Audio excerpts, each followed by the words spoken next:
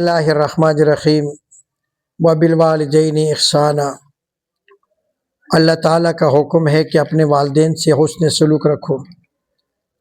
میرے بزرگوں، آج ہمارے معاشرے میں نگاہ دہرائیے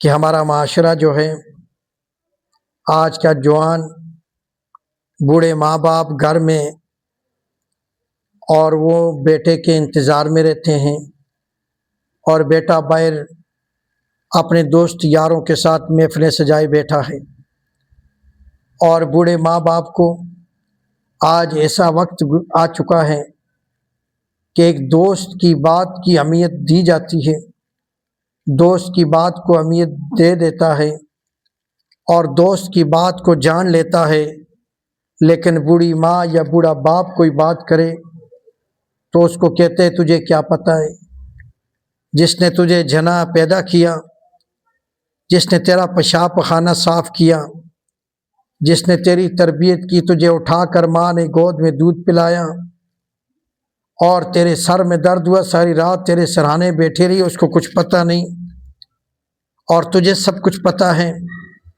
ہمیشہ یاد رکھو نوجوانوں، اگر ماں باپ ناراض ہیں تو کوئی بخشش کا ذریعہ نہیں بن سکتا، کوئی نماز ہمیں جنت میں لے جانے والی نہیں، کوئی نیک عمل ہمیں جنت میں لے جانے والا نہیں بن سکتا، بلکہ یہ تو یہ ہے ہم کس باغ کی مولی ہیں۔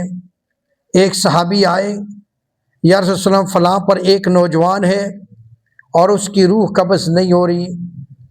نبی علیہ الصلوۃ والسلام نے جب یہ بات سنی تو فرمایا کہ آؤ میرے ساتھ۔ یہ ایک روایت میں یہ آتا ہے کہ نبی صلی اللہ علیہ وسلم نے فرمایا کہ اس کے گھر میں کوئی ہے، تو فرمایا کہ اس کی بوڑھی اماں ہے، فرمایا اس بوڑھیا کو بلا کے لاؤ، اور ایک دوسری روایت میں ہے کہ نبی صلی اللہ علیہ وسلم خود ساتھ چلے گئے اور جا کر پتہ کیا اور بوڑھی اماں جی کو حاضر کیا، اور بوڑھی اماں جی سے کہا کہ یہ تیرا بیٹا ہے؟ اس نے کہا یا رسول اللہ جی ہاں میرا بیٹا ہے۔ فرمایا کہ اچھا اس کے ساتھ کیا کرنا ہے، آپ نے اس کو معاف کرنا ہے کہ نہیں کرنا، اس نے آپ کے ساتھ کیسا سلوک، کیسا یہ رہا؟ تو اس بوڑھی عورت نے کہا یہ بہت نیک ہے، نمازی بھی ہے، تہجد گزار بھی ہے، قرآن کی تلاوت بھی کرتا ہے۔ فرمایا لیکن ایک بات ہے کہ اس نے مجھے بیوی کے کہنے پر مجھے تھپڑ مارا ہے اور میں اس کو معاف نہیں کروں گی۔ نبی علیہ الصلوۃ والسلام نے فرمایا بوڑھیا اس کو معاف کر دیں، اس کو معاف کر دیں۔ اس اماں جی نے کہا کہ میں اس کو معاف نہیں کرتی، یا رسول اللہ اس کی غیر موجودگی میں میری اور اس کی بیوی کی تلخ کلامی ہوئی، اور میں نے اس کی بیوی کو کہا کہ میرا بیٹا آئے گا تو میں اس کو شکایت لگاؤں گی، تو میرے پاس بیٹا نہیں آیا اور بیوی کے پاس پہلے چلا گیا، تو بیوی نے پہلی باتیں بنا کر بتا دی، تو یہ بیٹا غصے میں میرے پاس آیا اور مجھے بیوی کے کہنے پر غصہ کیا اور مجھے تھپڑ مارا، یا رسول اللہ میں اس کو معاف نہیں کروں گی۔ نبی علیہ الصلوۃ والسلام نے صحابہ سے فرمایا ایندھن جمع کرو، لکڑیاں جمع کرو۔ اس بوڑھی عورت نے کہا یا رسول اللہ لکڑیاں کس لیے جمع کی جا رہی ہیں؟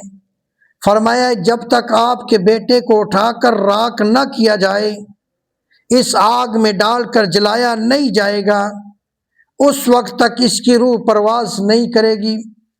کون سی ماں ہوتی ہے جو اپنے بیٹے کو اس طرح دیکھ سکے؟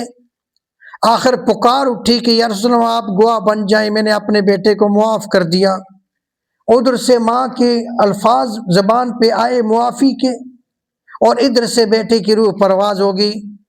میرے نوجوان عقل کر، میرے نوجوان اپنے بوڑھے ماں باپ کا خیال کر، ایسا نہ ہو کہ تیری حرکت کی وجہ سے بوڑھے باپ یا بوڑھے ماں کی آنکھ سے آنسو ٹپک پڑے، رخسار پہ پہنچ آئے اور پھر تیری آخرت برباد ہو جائے۔ نماز قبول نہیں، حج قبول نہیں، کوئی نیکی قبول نہیں اس شخص کی جس کے ماں باپ جس سے ناراض ہو۔ تو اس لیے میری سب سے گزارش ہے کہ جن کے ماں باپ زندہ ہیں گھر میں جاؤ اور ان کے آگے بیٹھ جاؤ، ان کی مدد کرو، ان سے دعا لو۔ آج لوگ کہتے ہیں مولوی صاحب دعا کرو، پیر صاحب دعا کرو۔ اللہ کی بندو عقل کرو، سب سے پیر تو تمہارے گھر میں تمہاری ماں کی شکل میں موجود ہے، سب سے بڑا پیر تو تمہارے باپ کی شکل میں تمہارے گھر میں موجود ہے۔ اپنے ماں باپ سے دعا کراؤ، اللہ کی قسم 70 پیروں سے زیادہ اللہ تعالیٰ اس کو زیادہ جلدی قبول کرے گا۔ اس لیے اپنے ماں باپ کا خیال کرو، اپنے ماں باپ کو راضی رکھو۔ جن کے ماں باپ جن سے ناراض ہیں جلدی سے اپنے ماں باپ کو منوا لو، شاید کہ آج کی رات زندہ ہیں، کل کے رات قبر کے اندر ہوں، اور پھر بخشش کا کوئی ذریعہ نہیں ہے۔ اللہ ہمارا حامی و ناصر ہو۔ وما علینا۔